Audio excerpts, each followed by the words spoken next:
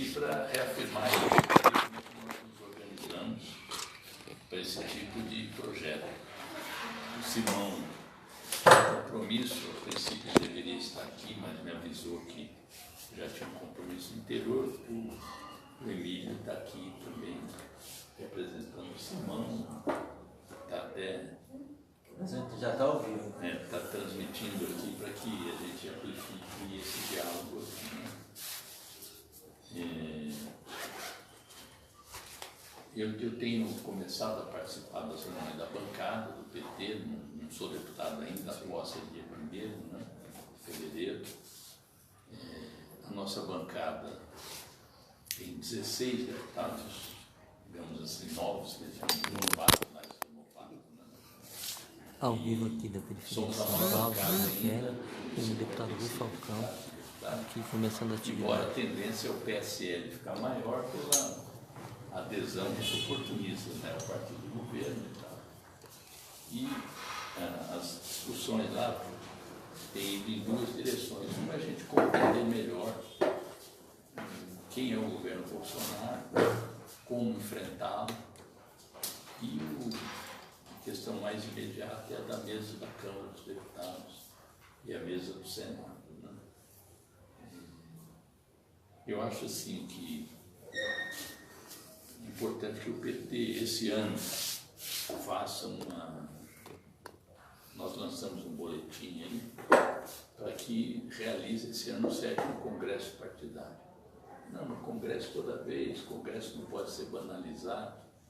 Na história dos partidos, os congressos se realizam quando tem mudanças grandes da conjuntura política, da situação internacional, que justificam um reexame da estratégia que vem sendo seguida pelo partido. Eu acho que não há nenhuma mudança tão drástica nos últimos anos como essa que está ocorrendo agora com a vitória do Bolsonaro, a volta dos militares ao governo e um ataque muito forte às conquistas que nós tivemos muito suor, muito sangue. Não é por outra razão que já no final do governo dele aprovaram a reforma trabalhista, e a primeira proposta do Bolsonaro agora é fazer a reforma da Previdência, já tendo antes feito um remeleixo geral na estrutura dos ministérios, que sinaliza para onde ele quer ir, né? É um governo que foi eleito através de métodos ilegais, que para se eleger teve que primeiro prender o Lula e interditar a candidatura do Lula. Com o tempo ficou claro que aquilo que a gente dizia era verdadeiro. O general lá confirmou que eles tinham esse projeto mesmo de impedir a vitória do Lula. Quando o Lula teve para receber uma habeas corpus, o ministro da Defesa, que agora, mesmo morrendo, está voltando para o governo agora, né? Já com um processo de, como é que chama aquilo? Enfim. Doença degenerativa. Uma doença degenerativa muito grave, está em cadeira de rodas, mas saiu do Ministério da Defesa e vai assessorar, o Ministério da Defesa não, do Comando do Exército, e vai assessorar o chefe do Gabinete de Segurança Institucional.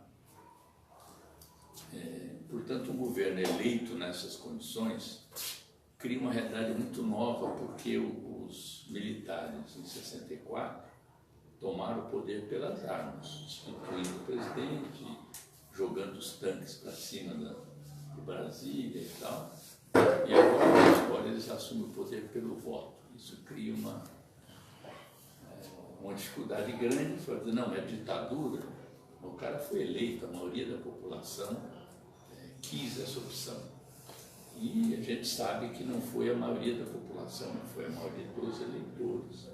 Se somar os eleitores do Haddad, mais aqueles que anularam o voto, não foram votar, tem mais gente. Mas concretamente ele teve 50 e tantos milhões de votos numa eleição que não foi fraudada nesse sentido.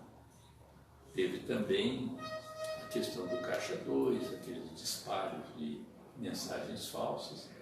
Isso a gente denuncia, vai atrás, estamos querendo apurar, entrando na justiça, mas o fato é que as pessoas que receberam essas mensagens acabaram acreditando nelas. Tem uma reportagem de uma revista chamada Piauí, com a Nova Direita, que são empresários, jovens e tal. E é impressionante como eles argumentam, como eu vi uma senhora argumentando comigo na campanha. Eu, mas minha senhora, olha o que ele fala das mulheres, olha o que ele fala do estupro. Não, isso ele falou no passado, mas ele não pensa assim. Então, tem uma lógica que está internalizada nas pessoas, que nós vamos ter argumentos para saber como dialogar. Não adianta dizer, olha, você não votou no Bolsonaro, agora você vai se ferrar, porque estão tirando a sua aposentadoria. Nós temos aqui, à luz do que eles vêm fazendo contra a população, recuperar esse voto que muita gente já foi nosso. Muita gente que votou no Bolsonaro já foi eleitor do Lula, já foi eleitor da Dilma e primeiro se revoltou com as denúncias de corrupção, com os privilégios dos políticos, e ele conseguiu capitalizar isso, se apresentando como alguém antissistema, embora ninguém mais fosse tanto sistema como ele, porque tinha 7 mandatos já de deputado, 2 mandatos de vereador, então estava na lógica da velha política, mas o fato é que isso ocorreu. Isso não é só uma situação que acontece aqui no Brasil. Mundialmente tem movimento de a direita se assumir organicamente. A questão da Hungria, por exemplo, o cara ganhou a eleição, a primeira coisa que ele fez, conseguiu a maioria de 2/3 do parlamento da Hungria, está mudando toda a Constituição da Hungria, tirou uma universidade lá que fazia uma formação mais crítica e tal, obrigou a universidade a se mudar para a Áustria. Então é um movimento muito semelhante ao que está acontecendo aqui no Brasil e que acontece também nos Estados Unidos, em que, embora tenha uma Constituição, tenha leis, tenha o parlamento funcionando e, portanto, ele fala, não tem democracia porque tem eleição, mas o princípio ativo da democracia está sendo retirado. É o tipo de regime que não precisa mais fechar o Congresso, proibir a circulação dos jornais e tal, porque ele já esvaziou a democracia do seu conteúdo principal, que é a soberania popular. Então, em primeiro lugar, um governo com essas características. Segundo, é um governo entreguista. Contrariamente, isso é uma coisa que a gente tem que examinar mais a fundo, para ver se vai ter alguma contradição. No passado, os militares, quando tomaram o poder, tinham um conteúdo nacionalista e organizaram a economia amparada em 3 pilares. Era a empresa privada, a empresa estatal e a empresa mista. Tinha três tipos de organização na economia. Agora é uma perspectiva de entrega dos ativos nacionais para as empresas estrangeiras. Então eles estão sucateando a Petrobras, essa fusão da Embraer com a Boeing, cuja extensão ainda não está muito clara, até porque teve várias ações impedindo isso, mas, por exemplo, o Brasil hoje é o fabricante do KC-9, que é o avião de caça com mais mercado no mundo, é fabricado pela Embraer. Com a fusão da Boeing, provavelmente nós vamos perder mercado para os caças americanos. Toda a tecnologia que nós acumulamos aqui, né, eles estão entrando na empresa que é mais avançada em termos tecnológicos aqui no Brasil. O Brasil tem hoje uma das maiores jazidas de petróleo do mundo, aquelas que já estão descobertas, e toda a extensão do pré-sal, que se pesquisar e tal, pode dar a 2ª maior reserva do mundo. Se a gente somar as reservas de carvão, do xisto betuminoso e tal, o Brasil é uma potência na área petrolífera quase do tamanho da Venezuela hoje. Explica também por que essa ofensiva contra a Venezuela. Lá no norte, onde está a demarcação da reserva Raposa do Sol, também é uma grande reserva de minérios estratégicos e de ouro. Tem uma empresa americana que está querendo ter uma concessão para levar embora toneladas de ouro. Só que tem um impedimento, que é uma área reservada aos indígenas. Já tem um militar que diz que é preciso reexaminar os limites da reserva Raposa do Sol, para que possa ter exploração disso aí. E eles dão toda uma cobertura ideológica, não, os índios não podem ficar lá isolados na floresta, eles devem ter direitos também às coisas modernas da civilização, televisão e tal. Então, é um governo entreguista, portanto, porque seu projeto é privatizar tudo e entregar para os estrangeiros. Né? A terceira característica é que é um governo antidemocrático, um governo que diz que quer jogar a oposição lá na Ponta da Praia. Ponta da Praia era um lugar no Rio de Janeiro onde torturavam, onde liquidavam com as pessoas na época da ditadura. Então, Ponta da Praia tem esse significado. Aquela história de que ele quer que o Lula apodreça na prisão, aquela história que ele disse que queria prender o Fernando Haddad, toda essa repercussão desse tipo de coisa que dói aqui, essa repressão ao pessoal do passe livre, gratuito, é um pouco uma espécie de liberação dessa coisa que vem lá de cima, que o MST, o MTST tem que ser tratados na borrada, que são ativistas, e os ativistas podem ser equiparados a terrorismo em outro país e tal. Então, um governo de características autoritárias e ditatoriais também. E é um governo que tem um viés, como é que eu diria, atrasado no plano dos direitos civis, que se chama no plano dos costumes.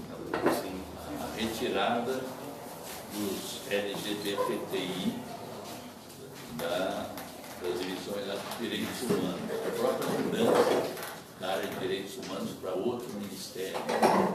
É um governo também que aquela declaração da ministra de que menina usa azul, menina usa rosa, além de funcionar como uma coisa que tira o foco de algumas questões que são também importantes, mas mostra uma regressão, porque nós estamos num tempo em que não existe esse tipo de divisão. Né?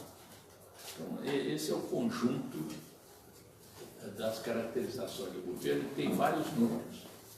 Tem um núcleo militar, como eu estava falando com o Márcio, ontem saiu uma reportagem, tem mais de 30 militares de alta patente, de coronel para cima, ou nos ministérios, ou nas empresas estatais. Por exemplo, o presidente da Itaipu vai ser um general.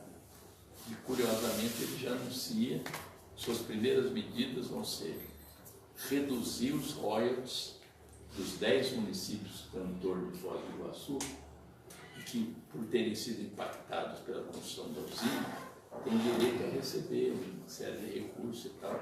Ele quer reduzir isso. E quer reduzir também a cota do Paraguai nos rendimentos de Itaipu. Também vai ter problemas diplomáticos e políticos com o nosso vizinho se isso for levado a sério.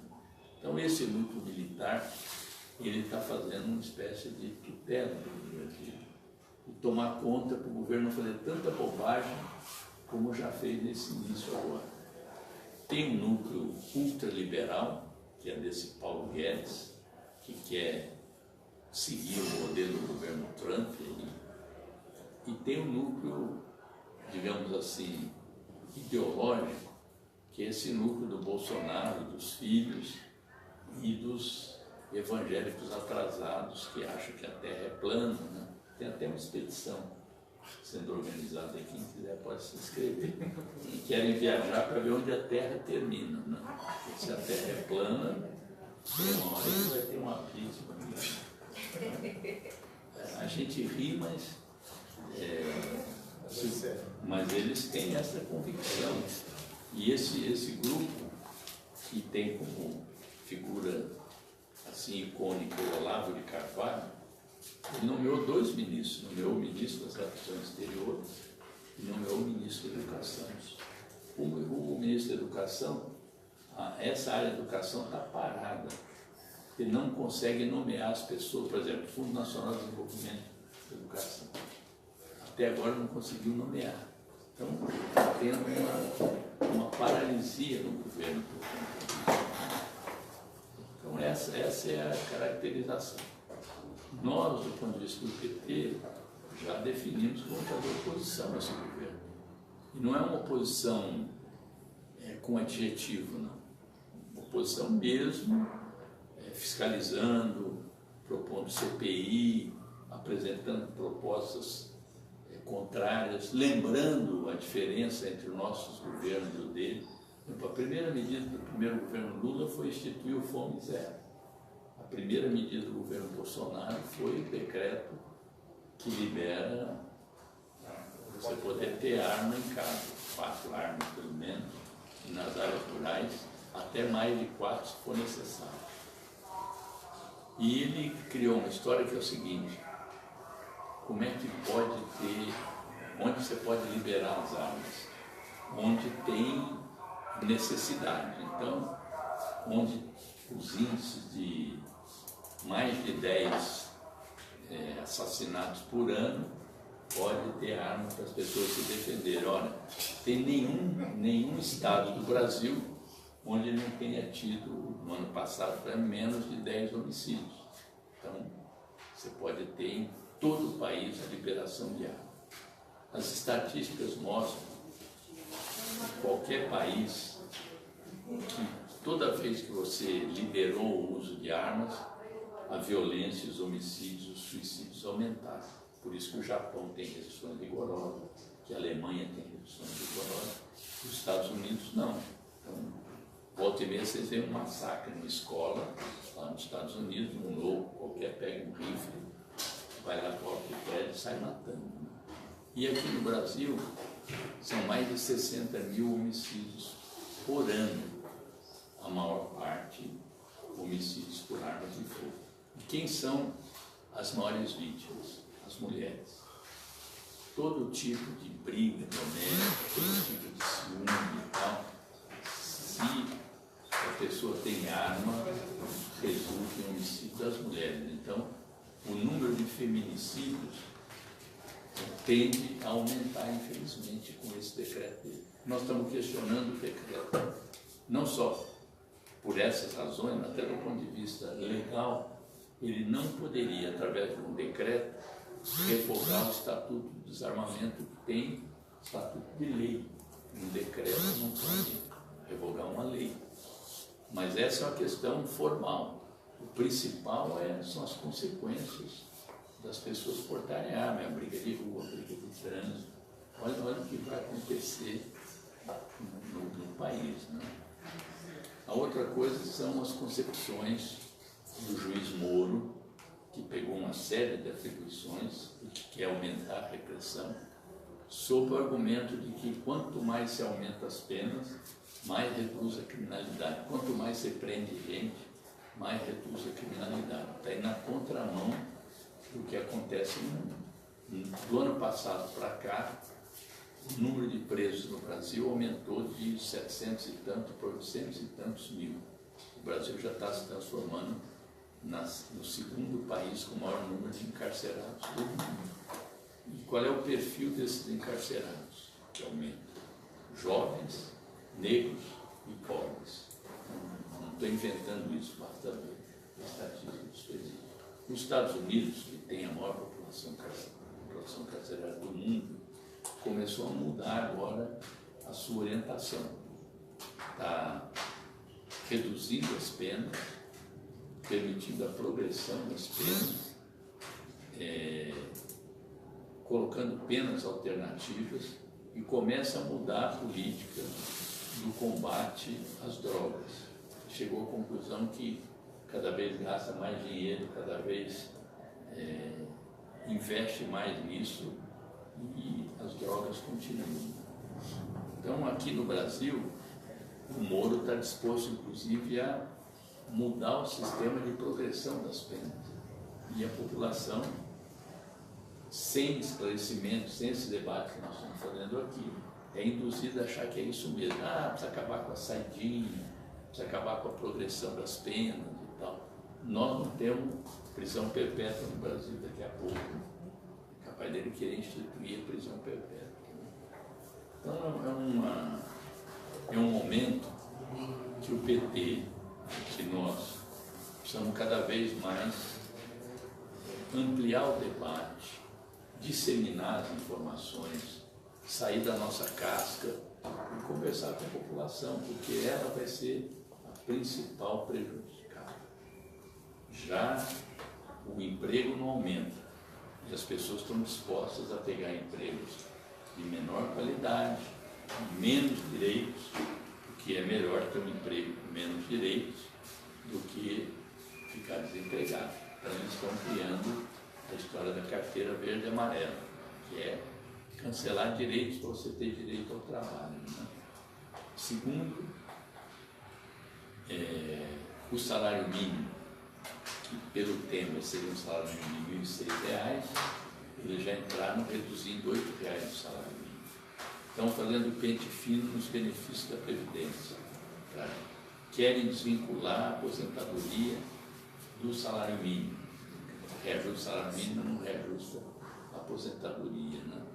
E a reforma da Previdência, tal como está apresentada por eles, é uma reforma da Previdência que já foi feita no Chile e hoje eles estão mudando porque as pessoas não conseguem sobreviver com a aposentadoria, que não é a aposentadoria da solidariedade, da repartição como tem aqui no Brasil.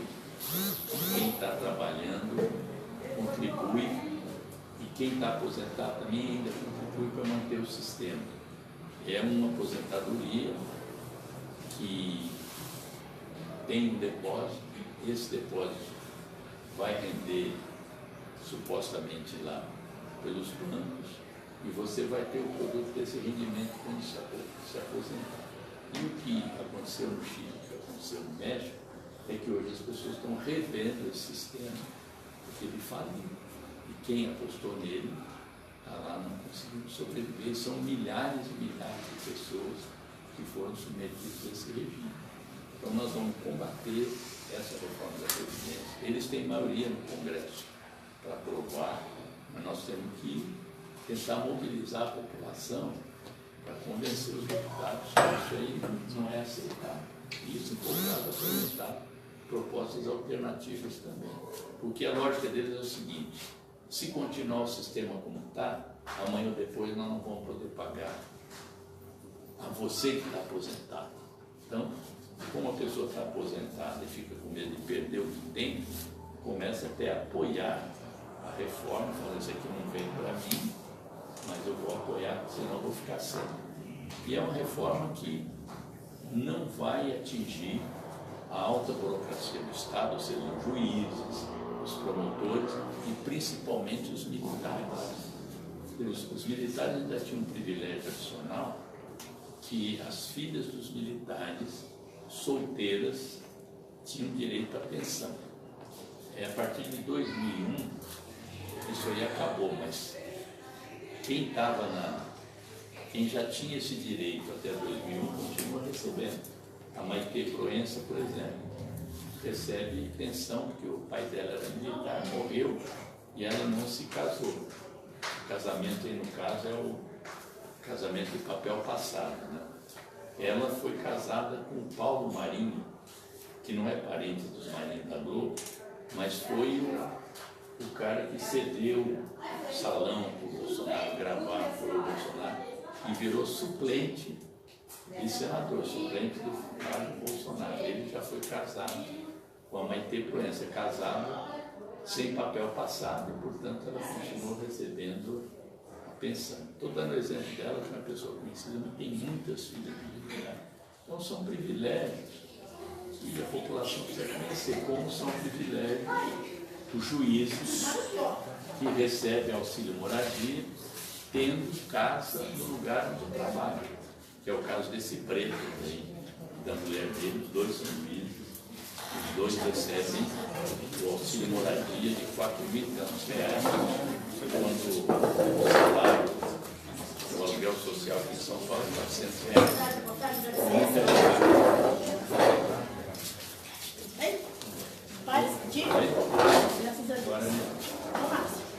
Bom, nós fomos tocando a conversa aqui enquanto vocês não chegaram. Que bom. Mas depois tem tempo para gente dialogar. Vem, Thiago. Tem lugar para sentar aqui. Aqui, Thiago, ó. Senão não passa isso aí lá. Mas vem pra onde falar com ele, ó.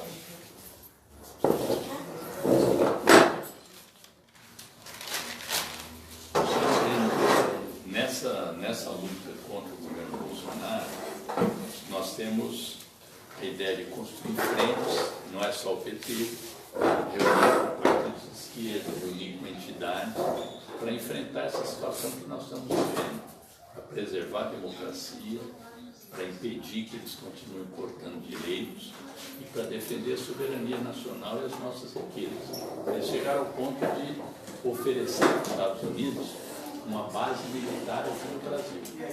Nós nem estamos em guerra. O Brasil já teve, eles já tiveram uma base militar aqui por ocasião da Segunda Guerra Mundial. Mas agora nós não estamos em guerra e não queremos guerrear com a Venezuela também, que é um projeto deles de tentar envolver o Brasil para brigar com a Venezuela. Nós sempre tivemos uma estratégia internacional de não interferir na vida dos outros países, de defender a solução pacífica dos conflitos e não a guerra. Né?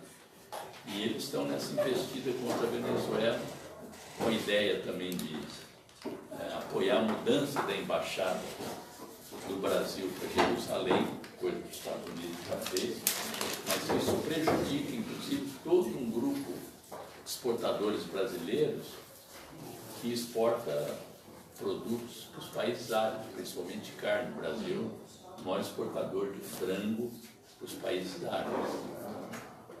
Tudo isso precisa ser...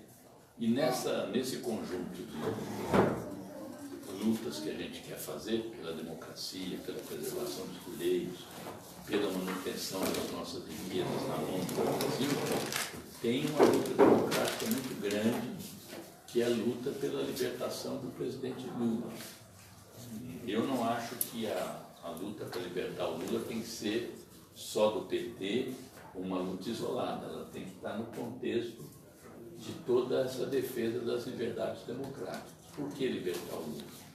Porque ele não cometeu crime, porque não há nenhuma prova contra ele, porque ele é a maior liderança popular do país, o melhor presidente que o Brasil já teve, e mantê-lo preso cria um desânimo muito grande também para todo o povo. Fala, bom, se o Lula está preso é porque alguma coisa ele fez de errado.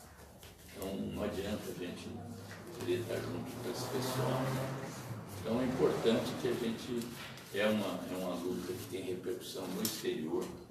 Intelectuais, juristas, chefes de Estado de vários países têm pedido para libertar o Lula. Já durante o processo eleitoral, o Comitê de Defesa dos Direitos Humanos da ONU disse que o governo brasileiro, que o Lula tinha o direito de ser candidato, e o Brasil é signatário de um tratado no âmbito dos direitos humanos da ONU. O Brasil deveria ter obedecido, porque não foi uma recomendação, foi uma sugestão, foi uma determinação desse comitê da ONU, que liminarmente tomou essa decisão. E agora eles vão julgar o mérito. Eles nem pediram para soltar o Lula, pediram para que ele tivesse direito de ser candidato. E ninguém tem dúvida hoje que se o Lula tivesse sido candidato, ele teria ganho a eleição. O próprio Haddad, que estava subindo nas pesquisas, quando teve o episódio da facada com Bolsonaro, aconteceram duas coisas. Primeiro, todo o noticiário passou a girar em torno da facada do Bolsonaro. E segundo, ele se isentou de participar de qualquer debate, porque estava doente, porque não podia nos debates e tal. Então, ninguém sabia o que ele defendia na área da economia, e ninguém viu ele debatendo com alguém para ver, fazer um contraponto e tal. Ele foi beneficiado por isso também. Aquilo barrou temporariamente o crescimento do Haddad. Os outros candidatos, como o Alckmin, que tinha a maior parte dos apoios dos partidos existentes e do grande empresariado, quando eles viram que o Alckmin não deslanchava, e a facada também tirou o Alckmin do noticiário, eles passaram a se dirigir para o Bolsonaro. Tenho ali hoje um artigo mostrando que veio um americano, um secretário de Estado dos Estados Unidos aqui, para dar o recado, falou, olha, está na hora de vocês mudarem o foco. Esse Alckmin não vai chegar longe. Então vamos nos concentrar nesse militar aqui e reunir os outros militares também para levar apoio para o Bolsonaro. Então, essa ligação também dele com o Trump, de elogiar o Trump, dizer que quer fazer coisas semelhantes aqui, vem também dessa integração com os americanos. E eles têm interesse muito forte aqui no Brasil, primeiro, pelo potencial econômico do nosso país. Segundo, porque a China vem num crescimento espantoso. Todo mundo diz que em 2030 a China vai ultrapassar os Estados Unidos, vai ser a maior economia do mundo. O desenvolvimento científico e tecnológico da China já ultrapassou os Estados Unidos. A China hoje é o país que tem o maior número de robôs do mundo, o país que desenvolve o maior número de patentes, o maior número de artigos publicados nas revistas científicas.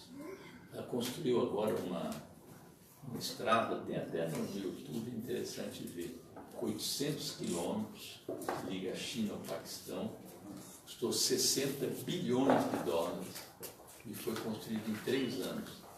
Aqui, para fazer o metrô, nós estamos há décadas e eles estão fazendo agora a chamada nova rota da seda, que liga a China à Europa, passando pela Rússia, por mar, por ferrovia, a rota aérea não precisa, mas por mar e por ferrovia eles estão construindo isso. Então eles também querem barrar o crescimento da China na América do Sul.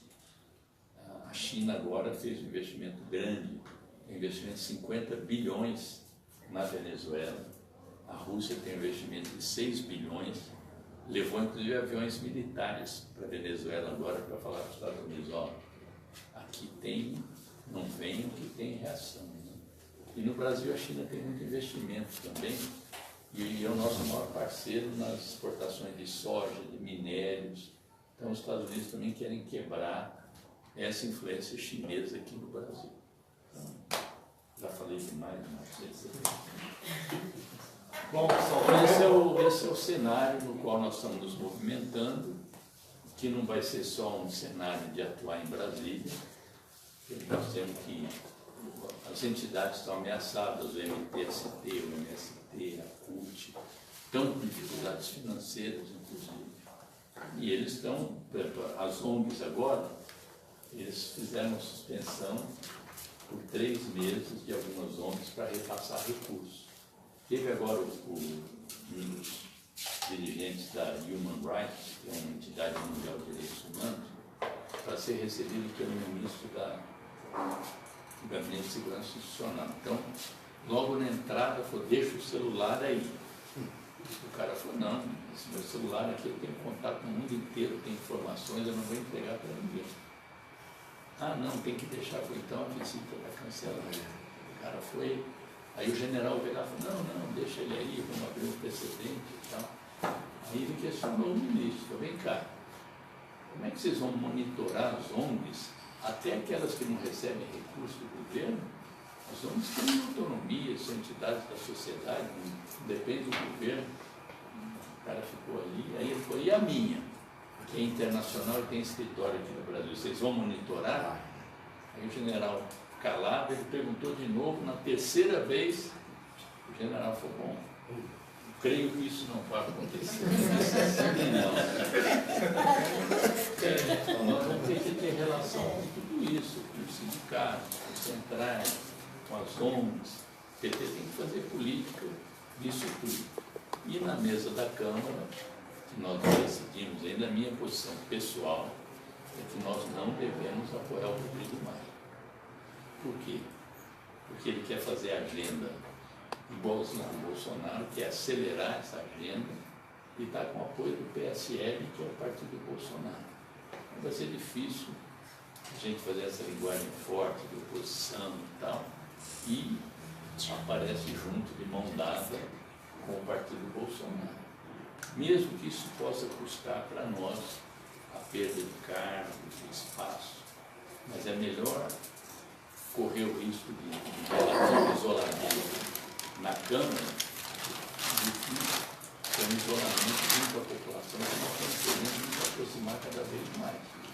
E há uma compreensão, a maioria da população, às vezes até de forma equivocada, que aquilo lá não vale nada, só tem picaretas, só tem gente que quer se fazer, que está cheio de corrupto, coisa que o Bolsonaro andou inclusive estimulando. Né?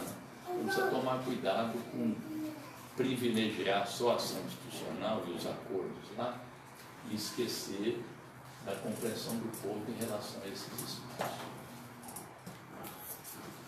Beleza, Rui. Bom, o Rui falou um pouco da conjuntura nacional, como é que está lá, mas quero aproveitar... Primeiro agradecer. Isso! Tem gente que chegou agora. É que eu ia falar. O Rui agradeceu, não só o Rui, mas também o companheiro Simão Pedro, o empenho e a dedicação de cada um de nós que fizemos parte dessa campanha. Há muito tempo a gente não se engajava tanto numa campanha eleitoral, mas valeu muito a pena por poder, além de estar indo pedir o voto para pessoas como o Rui Falcão e o Simão Pedro, estar discutindo um pouco do que vem acontecendo no nosso país com as pessoas. Porque o Valdir é um apaixonado, discute bastante a questão da política no futebol, no boteco. Ele sabe da dificuldade que tem sido falado do Partido dos Trabalhadores em vários lugares. Porém, é uma demanda que nós precisamos enfrentar e discutir a questão ideológica que eles pregam tanto. Olha, não vamos discutir a ideologia, porque a ideologia está fora. Eu acho que tem que ser bem mais central. Tanto a ideologia como a questão programática. Por que o Partido dos Trabalhadores e não o Bolsonaro e o PSL? No que nós somos diferentes, o que nós podemos acrescentar para a sociedade? O que nós fizemos e o que ainda nós podemos fazer? Nessa campanha, nós retomamos um pouco aquele estilo pedagógico do PT. Está discutindo questões como ditadura militar, em algum momento nós fizemos isso no Céu Água Azul, na cidade de Tiradentes, vários pontos da questão econômica, da questão política, do que vinha acontecendo no Brasil, do que vem acontecendo, e no decorrer desse caminho, Rui, nós tivemos o apoio de muita gente da cultura, da educação, do esporte, da moradia, da igreja, e que nós precisamos pegar esse apoio e esse grupo que se constituiu durante a campanha não parar por aí, e sim ampliar essa luta, ampliar esse diálogo, está chegando mais forte nos bairros, em Guaianazes, Cidade de Tiradentes, em São Mateus, aqui na Flávio José Bonifácio, aprofundando esse diálogo de forma solidária, companheira, parceira. Foi muito gostoso nessa campanha. É que uma campanha sem estrela, sem vaidade, ninguém mais que ninguém, porém todo mundo, ninguém largou a mão de ninguém, fomos juntos assim, do início ao fim. Muita dificuldade nós tivemos ao longo da campanha, mas essas dificuldades foram superadas pelo empenho, pela dedicação, pela vontade de ver Simão eleito, de ver o Rui eleito, o Haddad eleito, o companheiro Luiz Marinho, que infelizmente nós não acertamos até hoje como disputar o estado de São Paulo. Acho que é uma construção que precisa ser feita, mas acima de tudo, discutir de que forma nós podemos reconstruir o Partido dos Trabalhadores utilizando essas ferramentas, a cultura, a educação, o esporte, a moradia, a igreja. Como é que pode voltar lá nos bairros e trazer essas pessoas e ampliar esse debate? Eu acho que esse trenzinho aí está meio barulhento.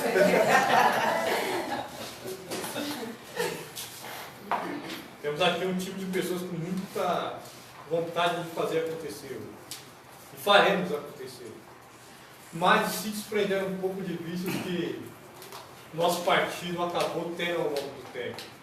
Nós precisamos renovar não só na questão da idade, ter novos quadros, mas também na forma de pensar. O mundo mudou. Campos me disse isso. Ô Márcio, o mundo mudou. Campos, você tem razão. De fato, o mundo mudou.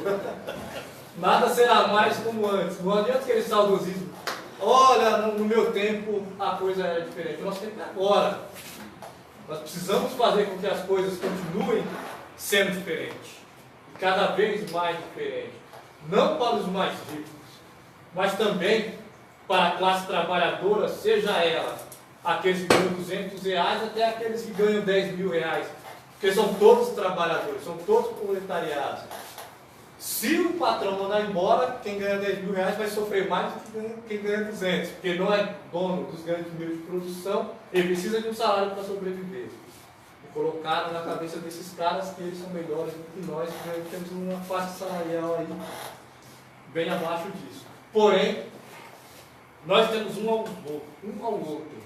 Nós queremos, Rui, construir aqui na nossa região, além da formação fundamental, não a formação doutrinária, de doutrina partidária, ou algo assim, mas uma formação que permita as pessoas serem não meros consumidores, mas cidadãos, tendo discernimento de saber que o país precisa gerar oportunidade para que a gente possa crescer. Ninguém cresce sozinho. Por isso que nós já vivemos em sociedade. Porque um precisa do outro para sobreviver. Até para fazer fofoca. Costumo dizer que ninguém é...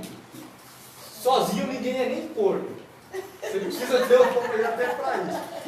Então, nós precisamos ser solidários. Nós precisamos estender a mão para o companheiro que está passando por dificuldade. E às vezes, eu costumo dizer que quem tem fome tem pressa. Não dá para esperar a gente retomar o governo para implantar o nosso programa para que as pessoas possam viver bem. Nós precisamos socorrer uns aos outros, ter muita solidariedade, muita coragem, porque o que está por vir, como está vindo já. Que já está colocado, é assustador para nós trabalhadores, a classe trabalhadora. Temos orgulho, temos uma bancada com mais 55 deputados federais, temos 9 deputados estaduais, temos vereadores ainda, governadores, prefeitos, pelo Brasil afora, mas o essencial é termos de volta o povo brasileiro ao lado do Partido dos Trabalhadores. A esquerda ainda vem, não sei se tentando se entender ou tentando se distanciar. O projeto tem que ser comum para todos nós. A construção de uma sociedade mais humana, mais justa e mais fraterna passa pela mão de cada um de nós. Seja do PT, do PCdoB, do PSOL, do PSB, do campo da esquerda, do centro-esquerda, precisa estar próximo para que nós possamos construir juntos a educação mais do que nunca, que vem sendo desmantelada, agora até agora. As ações que ele tomou para a educação foi destruindo a educação. O Bolsonaro, ele vem numa canetada só, ele acabou com o Ministério da Cultura, ele acabou com o Ministério do Esporte, Trabalho, cidades. Como é que um país que quer crescer, que quer se desenvolver, acaba com essas partes? O Ministério das Cidades é fundamental para a implantação do Minha Casa Minha Vida, do PAC, de obras de infraestrutura Brasil afora. Isso estão dizendo que isso não é importante. E a construção civil, ela gera emprego direto. Ela gera emprego indireto para quem mais está necessitado. Para o ajudante pedreiro, para o carpinteiro, para o serradeiro, para o cara lá que fabrica o cimento. Gera milhões e milhões de empregos. Quando ele limita o crédito, quando ele extingue o Minha Casa Minha Vida, ele pede de morte a construção civil. Que a classe média boa parte já tem suas casas, e não é uma nem duas, são mais que isso. Porém, a classe trabalhadora, como eu, ainda não tem nem um pedacinho de chão. Nós estamos querendo construir, estão brigando. Temos um terreno aqui em São Mateus, vamos construir um barraquinho lá para pelo menos 600 famílias. Isso, com fé em Deus, vamos precisar do Rui nos ajudando muito nessa questão. Mas, através da luta, nós vamos conseguir. Nós não podemos deixar de lutar no momento algum. Seja na cidade de Tiradentes, Guaianazes, São Mateus. Tem gente que nos ajudou muito, Ferraz de Vasconcelos também. E nós vamos estar presente. Eu acredito que o Rui foi sempre uma grande honra estar do lado de pessoas como o Rui, íntegra, sem uma única mancha no nome, que lutou muito pela democracia. Meu pai vai precisar fazer isso de novo. Capitanear o time para que a gente possa aí retomar o ambiente democrático no país. Sem democracia não há como se desenvolver, não há como o país crescer. Nós temos uma bandeira que é o combate à desigualdade social. Foi a bandeira que nos impulsionou, que nos levou ao governo. E eles acharam uma bandeira incontestável tanto quanto essa, que é o combate à corrupção, entre aspas. E com essa bandeira que eles já perderam nos seus 17 primeiros dias de governo, antes mesmo de tomar posse, já perderam essa bandeira do combate à corrupção, pois se mostraram corruptos quanto mais, tanto o clã Bolsonaro como seus acertas, se mostraram pessoas não confiáveis. Vem perdendo a confiança do seu eleitorado, menos aqueles 20%, que parte é robô e parte é gente, não sabemos o que é robô e o que é gente ali, mas tem interesse direto, principalmente no desmonte do Estado, na entrega da indústria pública, do público para o privado, que eles vão ganhar muito com isso, no barateamento e na precarização do trabalho, da mão de obra. Nós vamos ter que vender a nossa mão de obra, que é a única coisa que nós temos para sobreviver a preço de banana, e sem direito social algum. Nós temos que enfrentar essa política. Por quê? Pense, a vida já está difícil, um salário cada vez menor, sem 13º, sem férias, sem direitos que foram construídos com muita luta, sem falar na PEC 95. Congela o orçamento, a educação já está pela hora da morte. A saúde respira por aparelhos. Para se ter uma ideia, na região, só o Hospital Geral de Guaianazes tem médico que está atendendo. Os demais hospitais pararam. Os mais médicos, antes do Bolsonaro tomar posse, ele já acabou com os mais médicos. Eu vi uma mensagem muito interessante de um caipira falando assim. O repórter perguntou para ele: você prefere ser atendido por médico brasileiro ou por cubano? Ele falou: antigamente não tinha nenhum, agora tem para escolher. Então, tem 1.400 postos não preenchidos desde que os cubanos saíram, e a maior parte no norte e nordeste, nas regiões mais pobres. Região mais carente, hein? E é por onde eu acho, não desmerecendo São Paulo, vocês vão fazer uma luta árdua aqui.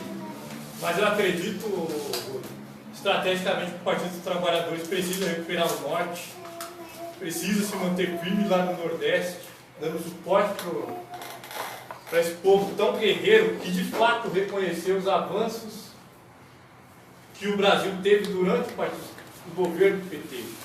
Nós avançamos muito, inclusive na cidade de São Paulo. Se você olhar, bilhete único, Partido dos Trabalhadores, vai e volta, veio a virar PEC, Partido dos Trabalhadores, CEL, Partido dos Trabalhadores, a grande parte das políticas sociais foram implantadas pelo PT. O VAI, na cultura, vários outros projetos, todos encabeçados pelo Partido dos Trabalhadores, mas que as pessoas não têm conhecimento disso. Quando você questiona... Vamos falar do legado que nós fizemos. Sim, nós precisamos falar disso, falar do ProUni. Ontem, o João Dória pôs praticamente fim à escola da família. Foram programas que eles criaram para fazer enfrentamento ao ProUni. Porque se o Partido dos Trabalhadores não cria o ProUni, não universaliza o FIES, não tem medidas, cria o ProUni, o Pronatec, programas para a educação, eles continuariam estáticos como sempre tiverem em relação ao ensino superior do país. Porém, eles tiveram que dar uma resposta. Tanto que essa FATEC, essa ETEC aqui ao lado do metrô, ali onde tem o CDP de Itaquera, não sei se já passaram por ali, tem um CDP construído do lado esquerdo, quem está aí na estação, e a FATEC, também conhecido como Arena Corinthians. Foi um contraponto. Olha, enquanto o PT constrói o estádio do Corinthians, aqui nós construímos universidade. Mas nós temos a Unifesp ali na Jaco Pesco, que muita gente nem sabe que ela tem lá. Que foi implantada pelo PT, na gestão do Haddad, como ministro, depois como prefeito, ele viabilizou a implantação da Unifesp ali na Jaco Pesco, na massa falida da Gazarra. Agora ali é uma universidade que só tem 3 cursos de extensão, 3 ou 4, salvo engano. E que nós, como moradores da Zona Leste, o que fazemos para que tenhamos lá direito, economia, cursos de engenharia, cursos de primeira linha, jornalismo? É nosso aquilo ali, é um investimento público milionário. Nós precisamos brigar por aquilo. Nós precisamos fazer com que a Unifesp seja uma realidade na Zona Leste, que ela aconteça. Nós temos crianças aqui, temos jovens que precisam estudar na nossa região. Nossa região precisa investir em ciências e tecnologia, em pesquisa. E vai ser com o Bolsonaro que isso vai acontecer? E vai ser com o João Dória? E vai ser com Bruno Covas? Não. Nós precisamos de um governo popular. Que comecemos a nossa de nada à esquerda com a Prefeitura de São Paulo daqui a uns anos. Mas para isso, como o Rui falou muito bem em uma reunião anterior, nós precisamos discutir com as pessoas as questões da cidade. Como que resolve o problema da saúde? Como é que resolve a questão do desemprego? Como é que melhora a educação? Como é que melhora a mobilidade urbana? E a cultura? E essas juventudes, como o Pedro muito bem coloca, como é que a gente resolve essas questões? E a partir daí construir um projeto de cidade capaz de fazer um enfrentamento ao que está colocado no que nós enfrentamos hoje. É isso que esse coletivo que vem se formando, que recebeu o nome de Carlos Marighella, que é o nome de um guerreiro que enfrentou a ditadura e perdeu a vida por isso, para que nós tivéssemos a democracia que durou por 30 anos, 32 anos, ainda respira por aparelhos, precisa voltar a respirar normalmente. Acho que nós vamos construir esse processo daqui, não sei se em 10 anos ou mais, mas precisa ter a retomada. E a retomada vai se dar pela mão de cada um de nós. Acredito que o mandato do Rui Falcão será nosso. Eu quero encerrar aqui e abrir para que as pessoas possam falar um pouco. Mas encerro mais uma vez agradecendo a todos, ao Valdeci, nosso anfitrião, a Sandra, e a todos vocês que terem vindo nessa tarde, que está um sol danado. O Valdeci não quis me prestar um chinelo, mas também. Já emprestou a cara. Já não dá mais para tirar o tênis, senão nós vamos ter mais questão política aqui. Então vamos tocar, obrigado mesmo. Está aberto para quem quiser estar conversando com o Rui, dialogando, levantando as questões que a gente anseia muito nesse mandato aí, né? Está parecendo deputado. Sou só um soldado. Só não precisa brigar, pode falar um de cada vez. E a Sandra falou a questão da educação, se pudesse. Então, eu tinha falado da questão dos alunos deficientes, né? Que mesmo estando na rede ainda tem uma grande deficiência porque eles estão estão nas salas de aulas, mas atendimento mesmo em si, para atender as necessidades dele, já que eles são, assim, na verdade tem que estar integrado mesmo. Já que tem a própria proposta da rede diz que eles têm que ter aprendizagem, seria interessante que eles de fato tenham aprendizagem. Foi um avanço de estar na sala? Sim, um avanço enorme. Mas eles precisam ter qualidade. E para ter qualidade precisa de especificidades, né, serem atendidas.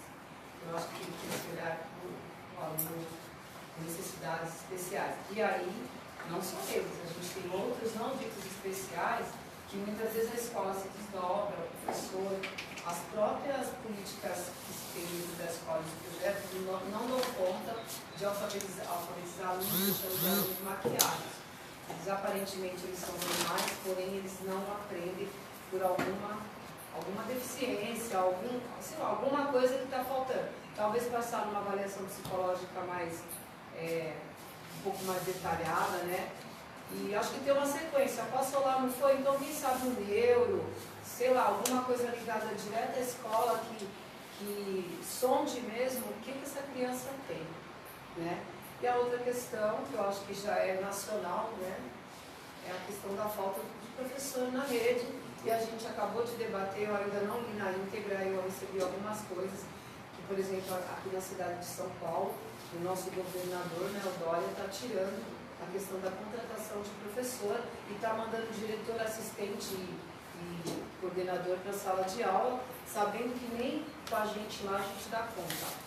E aí vem uma outra questão, como é que fica a questão burocrática que precisa, né? Porque sala de aula, o diretor, o assistente e o coordenador já vivem todo dia. O que ele está chamando de não chamar professor? Porque a lei diz que o aluno não pode ir embora. Bom, ele não pode ir embora da escola, tem que estar na escola às 6 horas. Que qualidade é essa que esse aluno vai ter, se não importa com quem ele vai ter? Porque um assistente, um coordenador ou um diretor, ele chega às vezes a ficar com 5, 6 salas de uma vez só. Na verdade, ele só fica pensando, fulano entra, não fica fora da sala. E na quadra, aquele professor de educação física, e quando ele se propõe, ele chega a ficar com 3, 4 salas também.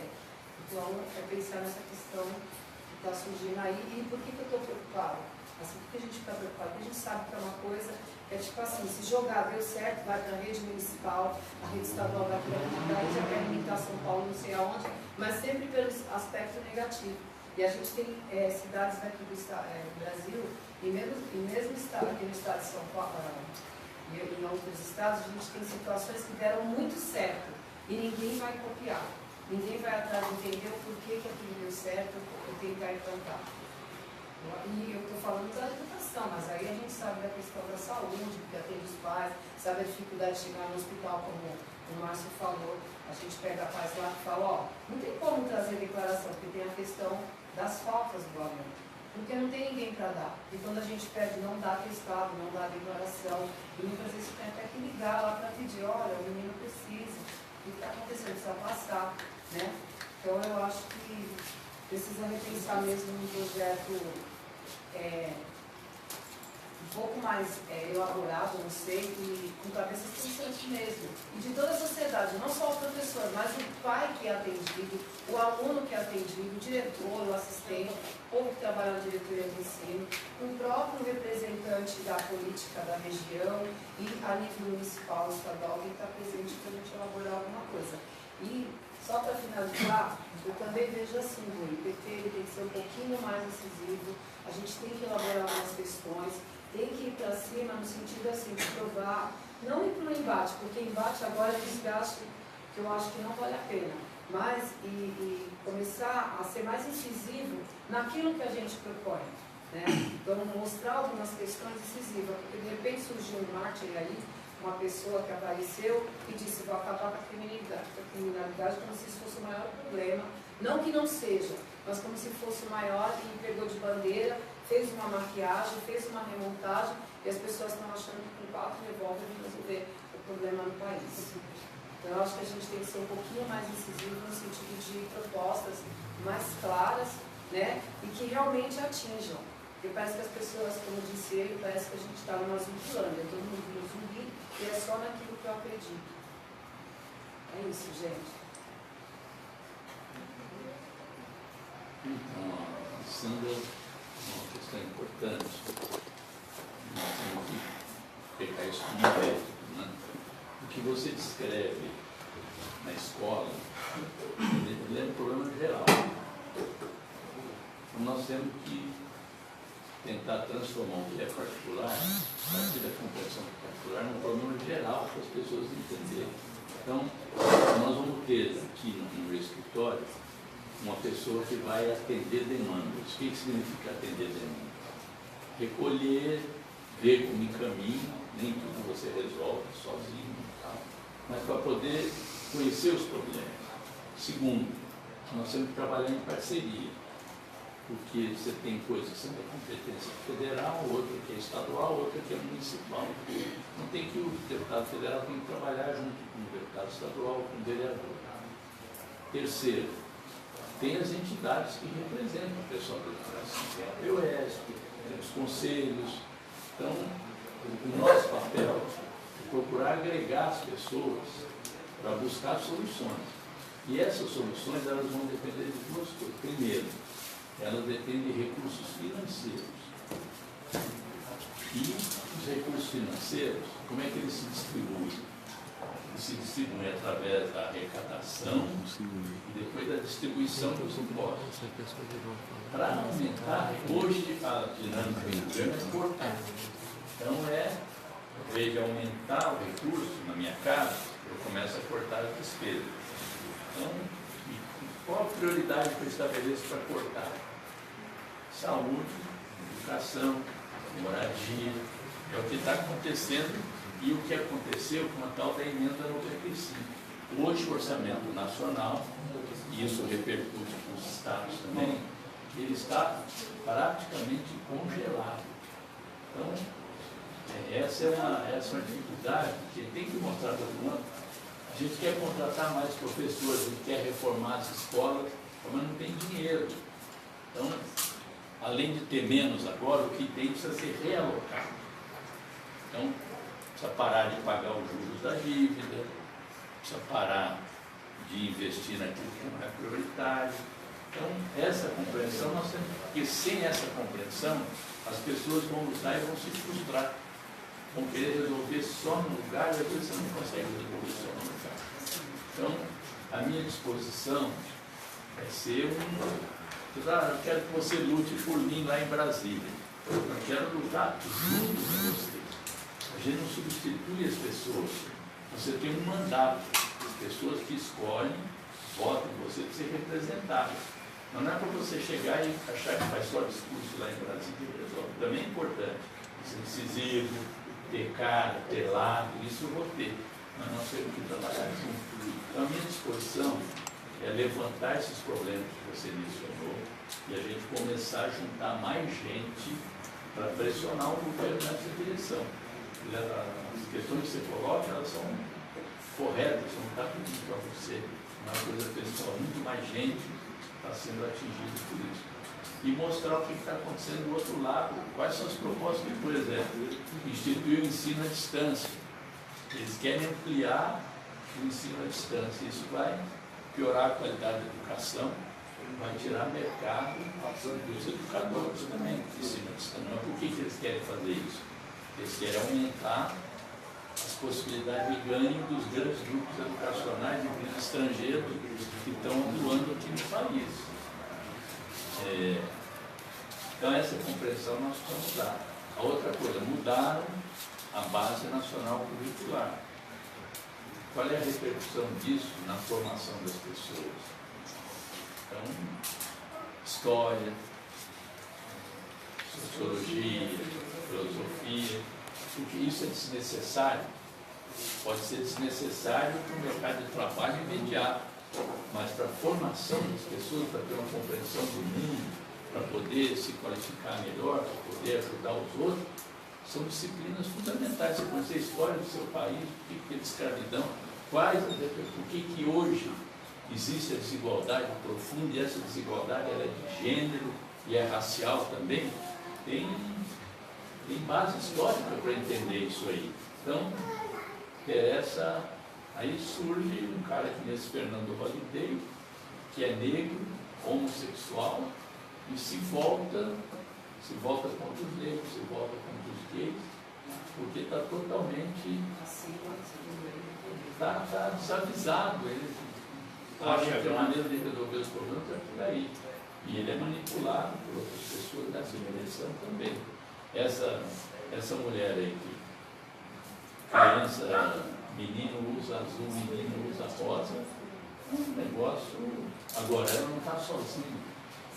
Não está sozinha. Estão influenciando milhares e milhares de pessoas. E nós vamos enfrentar esse tipo de conversa. Então, além de ser incisivos, como você disse, nós precisamos ter argumentos, tolerância, paciência, lutar contra a intolerância, inclusive, porque hoje você começa a falar uma coisa, o cara já está no bar, o cara já está xingando. Então, esse é um processo que nós temos que cumprir. E vocês podem ajudar muito nisso.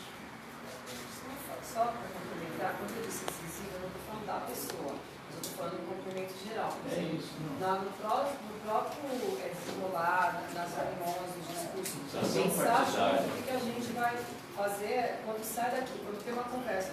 E essa conversa depende, ela pode ser lá no mercado, quando eu vou, ela pode ser na esquina, na feira, ela pode ser com uma amiga, né, que talvez votou no outro lado, mas não está. A gente percebe que a pessoa ainda não incorporou algumas questões.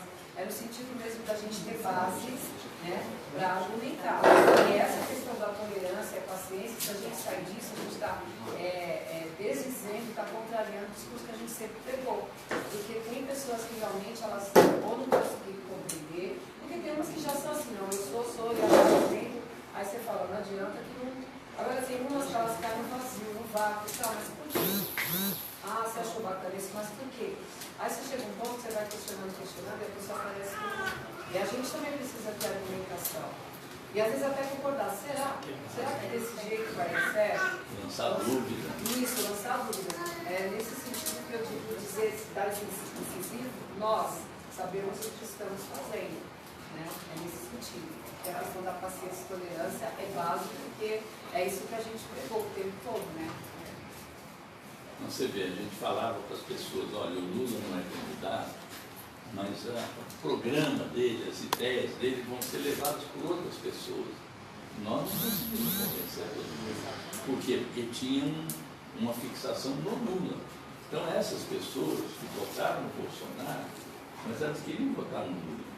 Então uma abordagem que isole, que xingue, que você não recupera essa pessoa. Então, tem que mostrar para ela, falar, olha, você fez essa opção, nós oferecemos essa aqui. Não era o Lula, mas era a mesma coisa que o Lula defendia. Você não acreditou e preferiu o Bolsonaro. Tem que cá de novo. E mesmo aquele que se diz arrependido, né, que a gente está tendo algumas questões, e assim, até não estou nem falando de redes sociais, estou falando de pessoas próximas, já começando a se preocupar, se isolar. Mas vamos embora, a vida que segue, vamos tentar mudar de novo.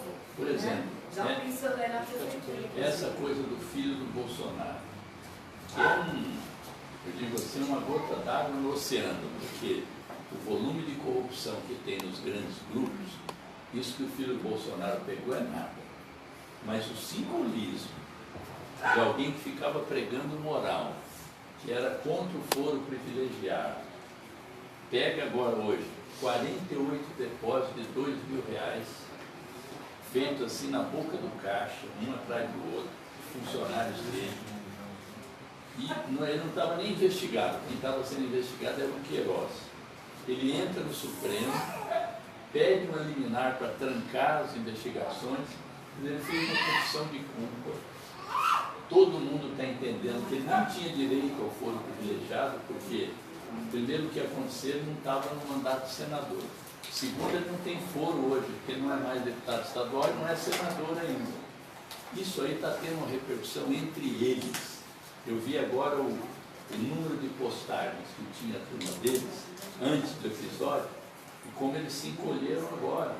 Por quê? Porque fala uma coisa e faz outra. Não tem nada que desmoralize alguém mais do que o político, uma pessoa que prega um negócio e depois fala uma coisa e faz outra. Né? Então, eles também vão se incumbir de nos ajudando também. Agora a gente precisa estar informado E precisa estar dialogando permanentemente, mostrando essas coisas com calma. Não adianta, ó, seu cara aí, tá vendo? Ó, não te disse. Tem que ir mostrando.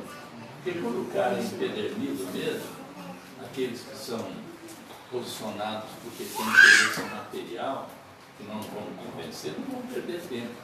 Mas a grande maioria da população não está nessa, está iludida, está acreditando que com 4 revólveres vai resolver a criminalidade, tem que explicar. Isso porque vai ser difícil comprar um. Quem você vai comprar? Um estilingue, o meu salário. Você pode comprar um liquidificador, porque o Onix Lorenzoni o liquidificador é perigoso também, porque as crianças com o dedo lá, cortam o dedinho e tal. Tem cofre também, né? Só pra... a questão, diante do retrocesso, do tamanho do retrocesso que a gente está tendo. Só para lembrar, desculpa. Vem para cá que está gravando. É como está sendo transmitido, E fala- as pessoas querem ouvir sua E fala o fala, nome, se se puder. apresenta aqui. E nós estamos transmitindo ao vivo aqui para os jornalistas livres. Eu nem passei por tudo, acho que Você está tão bem de vermelho, cara. As pessoas querem te ver O mais Roberto bem. tem que usar azul, ele está de vermelho. É porque ele ainda não se decidiu. meu colorido. Isso aqui é a banca, a cadeira da fala. Ei, Eu fala. falo, depois saio, tá? Tá bom. Bom, boa tarde, eu sou o Pedro, morador aqui do distrito de Guaianazes. Participou de reunião com a gente. Já participei, trabalhei na campanha, né?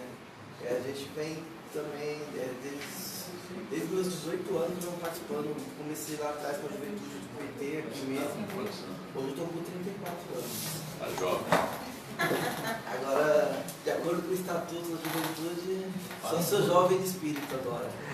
Mas, então, o que eu queria colocar também diante de uma pauta super importante para nós, das diversas temas, acabou de ser falado da educação, eu queria abordar a questão da cultura como uma pauta também importante, não só importante por garantir que o nosso povo possa acessar e ter a diversidade cultural como vinha tendo antes, mas também por ser um instrumento muito estratégico, não só dentre algumas formações que eu tenho, a educação, e em determinado momento, eu dando aula, não conseguia expressar, né, durante 3 meses o que uma letra musical que eu trouxe para os adolescentes conseguiu falar, e eles conseguiram sacar muito mais rápido.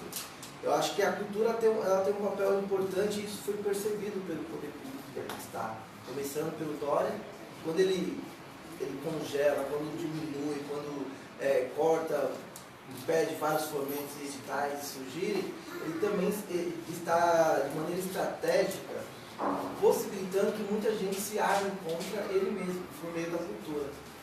Porque a galera está ali fazendo uma dança, está ali apresentando uma peça de teatro, está ali montando uma música, mas está trazendo todo um contexto, toda uma linguagem, toda uma verdade específica junto com o seu ritmo, junto com a sua linguagem cultural. E aí, daí eu acho que é um instrumento que para nós é muito caro, que vai para além do hábito, da potencialidade, da habilidade, determinada linguagem cultural, mas como também uma peça super importante, não só para o diálogo. Hoje nós temos o funk, o rap, o samba, o teatro, a poesia, como instrumentos de luta, né? E hoje com a internet, então, a gente consegue possibilitar, e aí tem contato com diversos artistas culturais, o alcance dessa galera, para onde leva as suas questões e o quanto é importante para nós. E aí eu sei que o deputado que tem diversas questões para tratar, às vezes nem sempre tem proximidade com tudo, porque não dá, né? Mas eu acho que a cultura, ainda mais agora que não temos mais ministério, aqui também a Secretaria do Estado não fomenta nada, e aí sobra muito para o município, e agora o município nesse governo, desde o começo do Dória, vem cada vez mais enfraquecendo os movimentos, né? E a gente sabe que a cultura parou de ser cereja do bolo, né? É uma coisa também questão de saúde. Muita gente já existem estudos que provam que a linguagem cultural, a proximidade com ela, ajuda muito na depressão, no combate à depressão, muito em algumas doenças físicas, né? Então, eu acho que, mais uma vez, é uma história importante até para nós a gente se aproximar dessa pauta também, de repente entender melhor um pouco dela e colocar ela também porque ela é nossa. Né? Ela é importante para nós, ela é uma ferramenta que ela possibilita um diálogo com um grande número de pessoas de diferentes regiões. Acho que foi a cultura que teve um papel na década de 90 muito importante para aproximar as periferias. Na década de 90 a gente tinha vários programas de liga da rua de cima, como do bairro. E aí vem o rap e fala, você é periferia em qualquer lugar, então se você sai daqui e vai para a Zona Sul, você é reconhecido. Você só não é reconhecido numa região de classe média alta, que aí a polícia vai te perguntar o que você está fazendo ali. Mas fora isso, e aí a gente percebeu os papéis, tem esse exemplo, mas tem vários outros, como a cultura contribui para o nosso bairro, como contribui para a gente, e aí claro, se for possível, não sei como que tem essa possibilidade, não sei se dentro do grupo, pessoas que poderão, não sei como é que o seu contato também, esse aqui, o seu cara bem aberto, acho que nesse sentido vai ser importante, e aí fica mais um aí no Nordeste, na geladeira comum. Então, deixa eu comentar isso aqui que é muito importante. Primeiro, o Emílio estava me falando, estão organizando uma roda de conversa, e essa roda de conversa vai ter no meio um samba também, uma roda de samba. É uma coisa que a gente precisa introduzir nas nossas reuniões. Isso aqui é meio cansativo, né? Eu estou acostumado, mas eu sei que tem gente que fica meio, uma coisa meio tradicional. Se a gente intercalasse uma poesia, uma leitura de uma coisa, uma música, alguém que tocasse um violão aqui e tal. Tem experiências no PT das pessoas estarem transformando diretórios em centros culturais. Você vai lá, faz essa discussão aqui, mas tem um sarau, tem uma capoeira, uma roda de capoeira. Então, a gente precisava começar, a partir da sua política, começar a contribuir isso aqui no grupo. Um dia quebrar um pouco o cansaço aqui da reunião com uma atividade cultural de qualquer tipo. Tem várias manifestações culturais. Segundo, uma coisa histórica e que agora se manifestou de novo e as pessoas muitas vezes não percebem. Os artistas, de uma maneira geral, músicos, escritores, poetas, escultores, eles estiveram na vanguarda nos anos 60, fazendo mudanças de costumes e combatendo a ditadura também. E agora, se você for ver, se a gente for ver no segundo turno principalmente, toda essa área artística, de uma maneira geral, a grande maioria dos artistas apoiou o Fernando Haddad. Mesmo não sendo do PT, mesmo não gostando do PT, mas entendia o que estava em jogo nessa disputa. Então, até do ponto de vista político, se não fosse só pelo cultura, é importante ter laços e ter proximidade com a área cultural. Terceiro, tem um debate hoje que é muito... As pessoas não distinguem o que é prioridade. Então, assim, não. O que mobiliza a população é a luta pela condição de vida. É o salário, é o emprego, é a moradia, a saúde e a educação. As coisas materiais diretas e, portanto, cultura é um negócio para ficar lá na geladeira e tal. Nós precisamos ter a dimensão de que o que é principal não é exclusivo. E um partido político ele tem que ter atuação em todas as áreas. E hoje, eu estava comentando até outro dia com a Gleise, não, esse negócio das identidades e tal, Gleise, a questão do rosa e do azul, que é na verdade não é isso que estava em jogo, ela suscitou mais manifestações nas redes do que a reforma da Previdência. Significa que a discussão do rosa e azul é mais importante do que a reforma? Não. Mas você ter compreensão que aquela questão afeta muitas pessoas na área cultural, na área educacional, e dialogar com elas e falar, nesse momento, vem para cá, você que pensa assim, vem enfrentar a reforma da Previdência conosco. Então você tem que ter iniciativa nas duas áreas, embora você concentra mais esforço, mais prioridade nessa área, está aprendendo mais gente, sem esquecer a outra. Então, prioridade não é exclusividade. E estava lendo um dia, tem uma neurologista famosa que foi para os Estados Unidos, ela é brasileira, que ela tem estudos mostrando, inclusive, que a música e as pessoas que vão ou aprender um instrumento, ou cantar e tal, tocar piano, tocar sanfona e tal, que isso contribui nas sinapses lá, que ajuda a retardar os processos de Alzheimer para quem vai ter Alzheimer.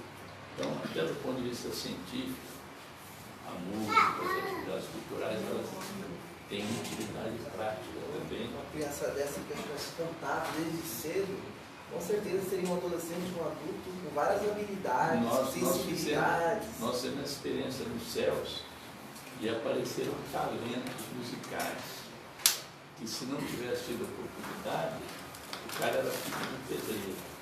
Então estava tocando violino, você conhece a história. O cara chegou um dia lá com a mão toda tocando. Você é um talento, você tem que ensinar, mas eu tenho que ajudar o meu pai, que é pedreiro. Então, ele hoje está até no exterior e tal. Então, você desenvolve habilidades, você desenvolve pessoas que vão contribuir para o país, para uma série de coisas. O próprio Titãs, no começo do século XX, resolveu e falou, a gente quer só comida, a letra. E hoje nós perdemos Marcelo Yuca. O falecimento do Marcelo Yuca. Então, pensa nisso que eu te falei, quem sabe a nossa próxima reunião a gente tem uma animação. Em alguns momentos já rolou, que a gente precisa criar isso um hábito, mas já rolou, né? Eu estou relatando porque o Simão vai fazer isso lá hoje. Isso. Quando a gente conta. Você pode puxar. Uma intervenção cultural. Então, Obrigado. nesse grupo tem vocação cultural. Nós temos o Pedro Franco Solar, que vai falar um pouco. Nosso pastor, que já foi integrante do grupo Relíquia, Açaí, Calapom. Tem muita gente que conhece bastante cultura. Porque foi muito bom aqui, sambas dos anos 90 aqui na Zona Leste. Sim, principalmente a região de Guaianazes, tocava bastante, fazia um estrago. Fui no evento do Samba da Velha, você conhece? E fiz uma parceria com a Alessi também, que não foi do samba.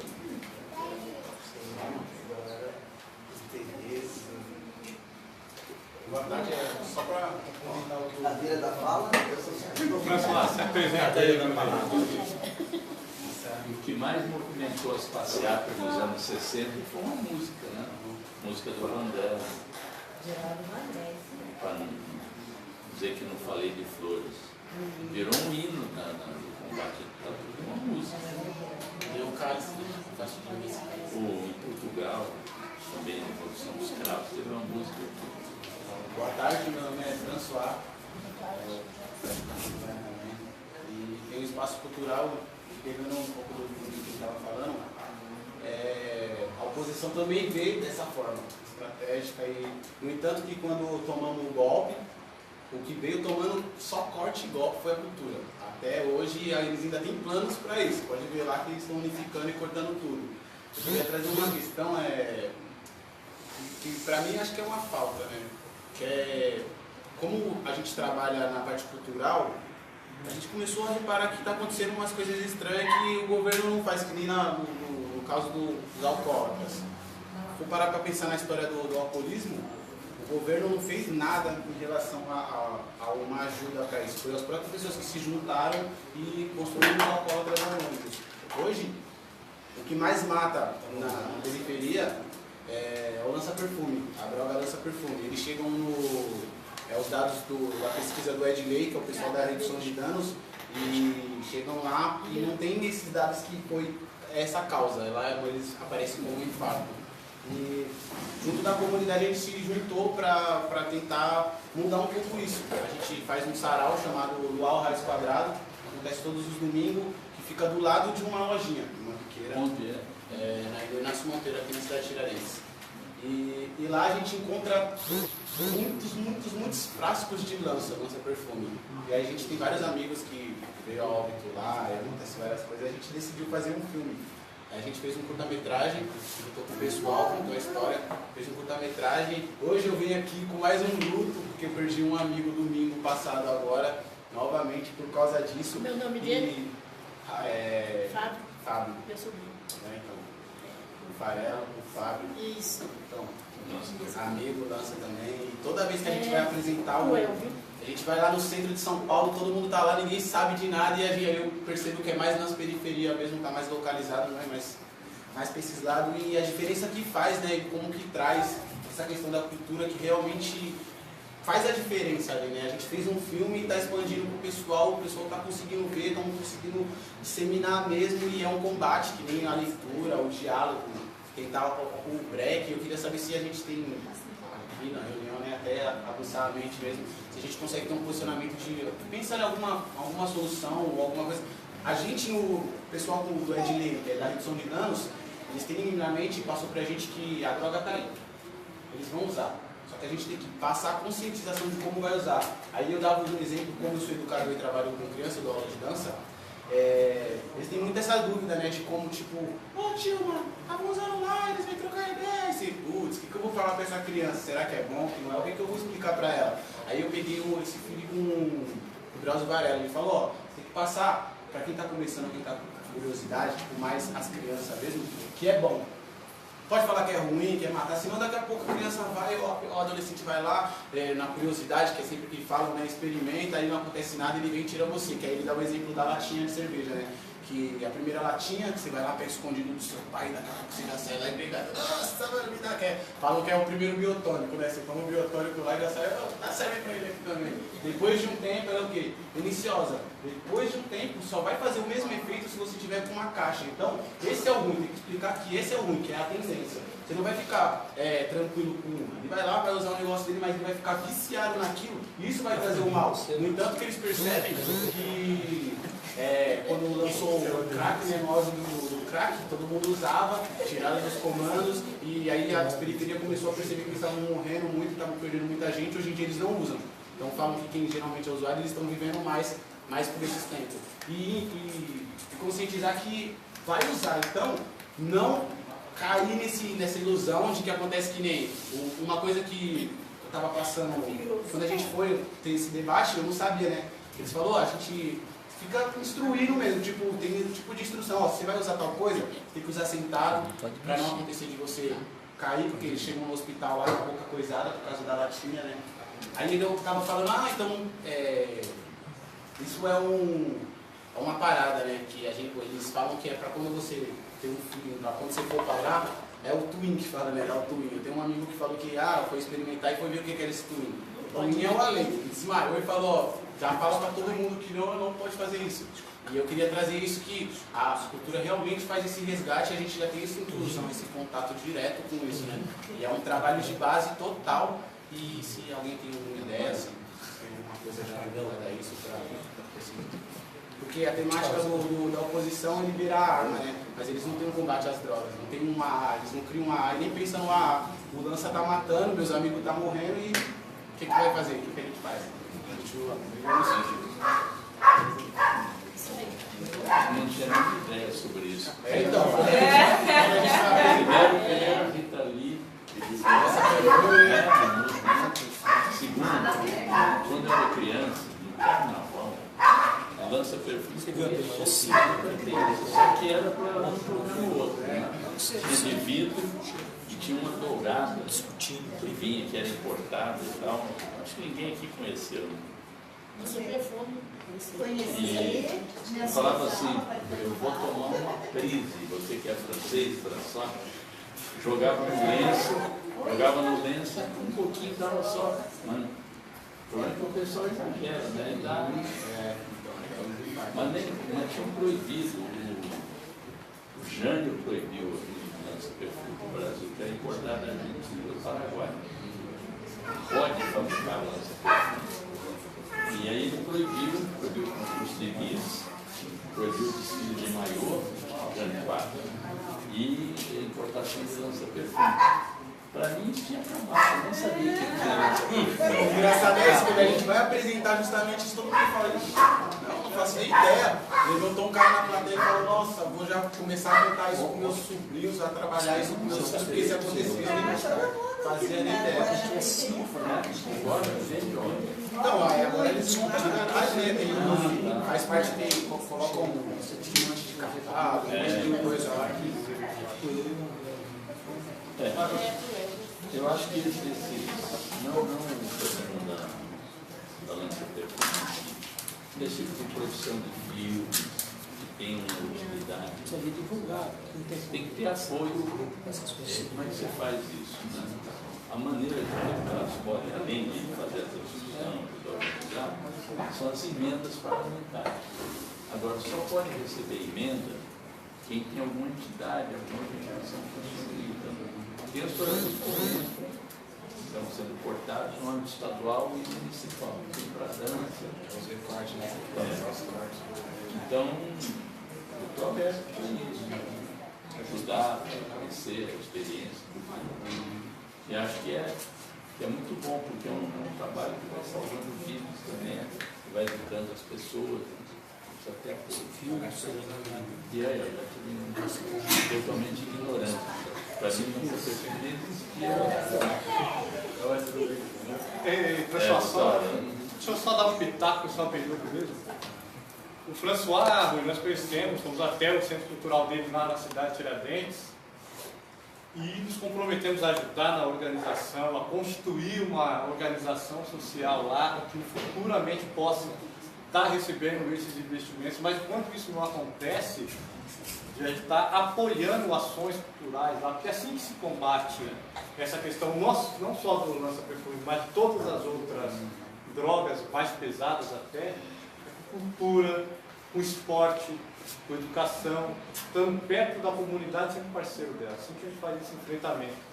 E como o François está lá, ele fala a língua que a molecada entende, ele fala, ele gesticula e tal, tem uma postura que se remete muito à convivência deles, então ele consegue ganhar a confiança desses jovens e trazer para um outro horizonte da cultura, da arte, da dança. E é isso que nós vamos, depois o Marighella nasce com esse papel, junto com o mandato do Rui Falcão, que está auxiliando essas questões de cultura na nossa gente precisa de mais.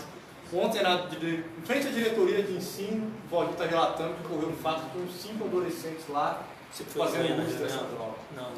Infelizmente, é uma realidade que precisa ser enfrentada e que nós, junto às pessoas, aos grupos culturais de cada região, na Tiradentes nós temos lá o Bob J, que é a família Barro Branco, tem uma galera boa do hip hop, do samba, que a ideia é aproximar do François e fazer daquele espaço ali, na Inácio Monteiro, um grande centro de cultura, de estar fomentando cultura, de estar levando a cultura para perto das pessoas, da estratégia de estar pertinho do Jardim São Paulo, em Guaianazes, da São Geraldo ali, do Céu Inácio Monteiro.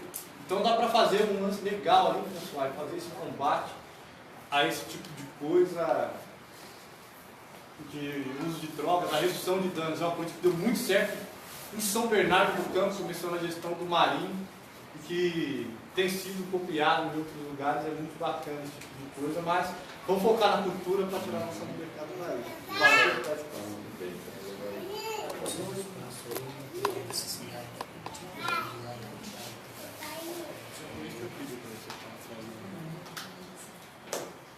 Então, já que está todo mundo brigando para falar, só quero... Posso dar mais uma? Só lembrar um caso que você comentou no começo aí, com relação à escola da família, né?